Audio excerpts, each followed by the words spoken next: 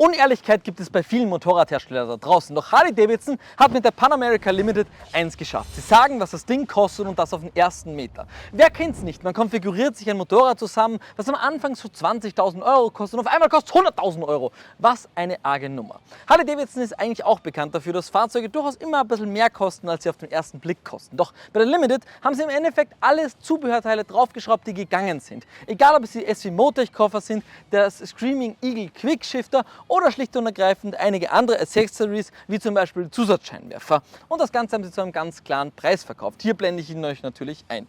Wichtig darüber hinaus, der Motor gibt es in Blackout-Version, das heißt, er ist komplett geschwärzt und vor allem auch wichtig für euch, das Motorrad, so wie es hier steht, ist komplett vollständig und reisetauglich, vor allem weltreisetauglich. Ich liebe die Pan America. Nur einen Tipp für alle da draußen, lasst alle Steuergeräte hochfahren, wenn ihr das Motorrad startet, nicht, dass ihr schnell ein Motorkontrollleuchterl bekommt. Was das genau bedeutet, erkläre ich in unserem YouTube-Video. Für mehr bitte folgen!